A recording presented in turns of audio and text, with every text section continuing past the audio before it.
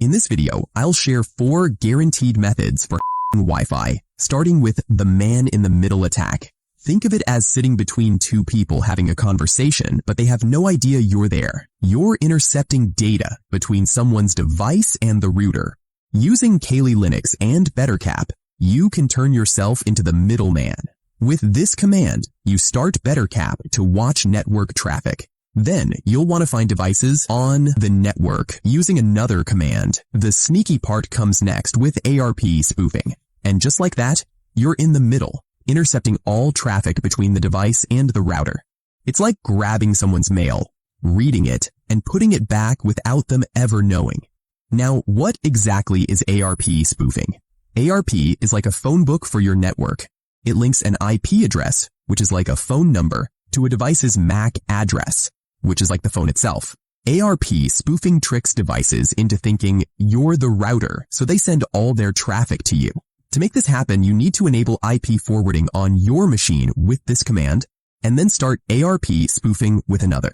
At this point, you've just tricked both the router and the victim into thinking you're the trustworthy middleman.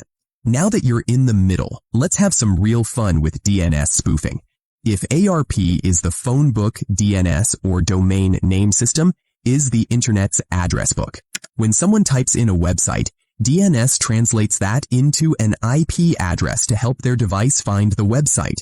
DNS spoofing is when you hand them the wrong address. Instead of going to their bank's website, they end up on your fake version of the site. With BetterCap, you can run a command to start DNS spoofing and then set your own malicious domain and IP address. You've just redirected someone to your fake website where you can harvest their data. Or if you're feeling particularly mischievous, you could just rickroll them. Next up, we've got the evil twin attack. It sounds intense, but it's really about tricking people into connecting to a fake Wi-Fi network that looks exactly like the real one.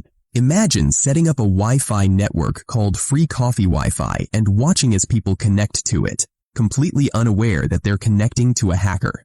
You can create this fake network using a command, and once it's up, the unsuspecting public might connect to it thinking they've struck Wi-Fi gold. But instead, they're sending all their traffic through you. Hackers at lower levels might just log the traffic, but more advanced ones will inject malicious scripts or steal credentials. Now onto Wi-Fi passwords. The goal here is to capture something called the 4-way handshake. It's a piece of data that gets exchanged between a device and a Wi-Fi router when they connect. You can capture this handshake using a command from the Aircrack NG suite. Once you've got that, the next step is password guessing. This is like repeatedly trying to guess someone's password until you get it right. With a word list and a command, you can attempt to the password. If they used something simple like, I love cats, you'll be in quickly. But if they've got something more complex, you might need to settle in with another coffee and keep trying. Finally, let's talk about how to protect yourself. First, use a strong Wi-Fi password. Second, use a VPN. A VPN encrypts your traffic, so even if someone intercepts it, they won't be able to read it. And if you're setting up public Wi-Fi, make sure you're using WPA3 encryption.